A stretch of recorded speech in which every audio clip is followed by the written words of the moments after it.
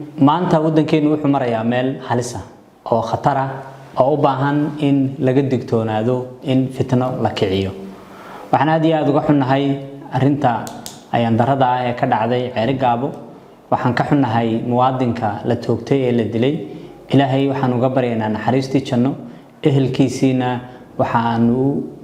leenahay sabri iyo iimaan ilaahay ha idin ka siiyo ciwad khayr qabana ilaahay ha idin siiyo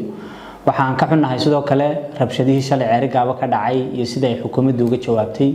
iyo dadka dhaawac soo gaaray oo iyagana aan caafimaad u rajeynayno maanta wadankeena waxaad moodaa inay ciidamadu ama dawladdu ay ku dhiiranayso in dad si fudud loo dilo waan ogeyn halkan 12kii Ox dadkii ku dhintay ee la dilay maantana Ceerigaabo hore Ceerigaabo cid baa loogu dilay burco cid baa ugu dhimatay waa dhaqan cusub oo run ahaantii Somaliland dhibaato cusub u horseedaya in si fudud dadka xabad loogu dhufto oo ay u dhintaan waxaan leenahay arintaasi hal la dajiyo xukuumaddu si caqli ah ha u gasho dadkan qori iyo xoog la isku hortaagi karaayo khalad kasta oo xukuumadda ka dhaca haday istiraahdo khalad kale ku sii sax ceeb iyo dhibaato ayuunba ka imanaysa xukuumaddu khaladka ay leedahay waa inay qaadato cid khaladka sameysay waa inay talaabo ka qaado waa in dariiqii sharciga ahaa ee ay Soomaaliland waligeed marin jirtay ciddisha la mariyo waxaan ku baaqaynaa oo aan leenahay dadka reer Ceerigaabana istajiya nabadana ilaashada hadii aan mudaharaadaysaana mudaharaadkiina ha noqdo mid salmiya oo nabad Somaliland iyo nabadiina magaalada toona aan waxba yeelaynin oo aan waxba u dhimahaynin waxaan ahaantii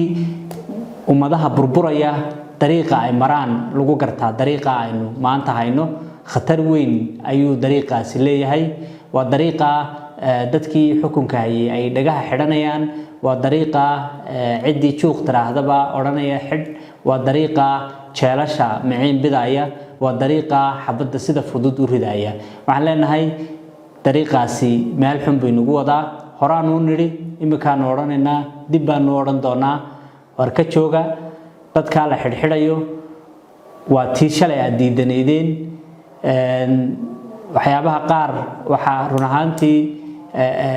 dadku ay isweydiinayaan shalay madaxweynuhu waxa maanta dhacaya oo dhan mid aanu ka hadalin ma jirto maanta Muuse hadii la yiraahdo qora kitaabak oo akhri kitaabkaagii hore kitaabkaasi wuxuu sheegayaa ficil kasta oo maanta sameeyay isaga oo duuban oo record gareysan oo shalay ka soo horjeeda haduu suldaan xidhay haduu siyaasi xidhay haduu cid cabiriyay haduu cid dhibaato u geystay intaba isagoo le Somaliland ku dhismi mayso madaxweyne anaguna maanta tiibaan ku leenahay inta aad shalay lahayd dib u dhageyso maanta adigu isku dheh inta aad shalay ka hadlaysay ayaa runtii ah taasa xaqiiqadii ah Somaliland salaadiin la xidho siyaasiyiin la xidho dad la caburiyo dad la toogto midnaba kuma dhismayso midnaba hore ugu ma soconayso adna kursiga sida kuma joogi karaysid kursiga sifa sharci ah ayaad ku timo waa lagu doortay sifa sharci ah baanad ku joogi kartaa xoog cid aliyaale cid maanta qarnigii 22aad ku joogi kartaa waloonay u jirin taas in qalbiga loo sii daayo oo loo ogaado Somaliland waxa ay ku dhismaysaa wada jirkeedo la ilaaliyo midnimadeedo la ilaaliyo shuruucdeedo la ilaaliyo nabadeedo la ilaaliyo dadku xabad lala dhaca ku dhismi mayso dadka oo la iska xidhxidha ku dhismi mayso dadka oo la ficiltamo oo la dabaguro kuma dhismayso ragga waaweyn ee mas'uuliyiinta waxaan leenahay taariikh baa isqoraysa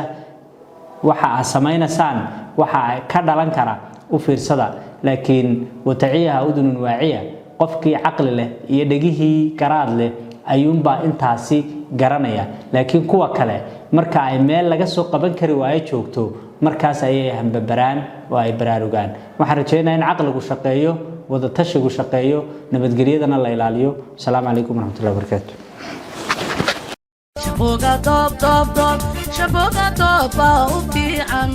shaambo doobey kolla dahabey dawadaadii daahir loo arag timaduugu kolla daato aan daryeel helin ilayn doobbaa u diyaaro daahir yaashamis dadkii wada raac udgoon aan dhamin dhalaal dahabey doobtu leedahay raadcadoonkii waan ku daalo daraad galabaan darsin soo helay shaambo doobey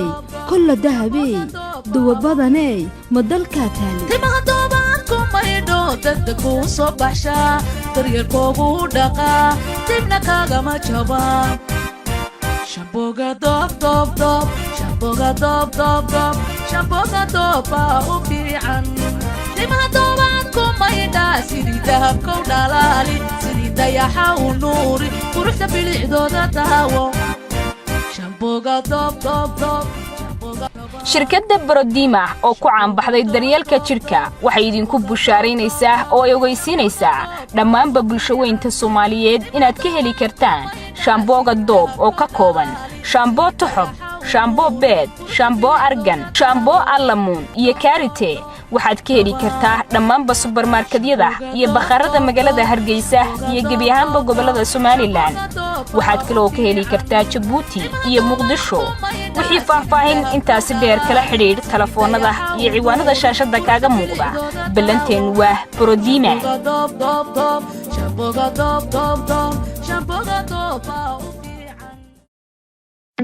dahabshiil oo la jaan qaadaya isbeddelka tiknoolajiyadda kuna fududaynaya hannaanka aad lacag u diri karto waxa uu hadda kuu soo kordhiyey in marka aad lacag dirayso aad ku bixin karto kaadhkaaga bangiga dhammaan xarumaha dahabshiil ee qaaradda Yurub abka dahabshiil oo aad kala soo degi karto Play Store iyo App Store ayaa kuu sahlaya in meel kasta oo aad joogto aad lacagaha si fudud uga diri karto sidoo kale website-ka dahabshiil ayaad si fudud lacag uga dhex diri kartaa goob kasta iyo goor kasta lacag kasta oo aad dirto waxa uu qofkaad lacagta u dirtay sikimo gudahoodu ku helaya adeegga e-dahab ee moobilkiisa gacanta waxa loogu shubi karaa akoonkiisa bangiga dahabshiil ama waxa uu ka qaadan karaa dhammaan barnaamijyada dahabshiil ee dunida dacaladeeda dahabshiil hawl fudaydiyahaaga maaliyadeed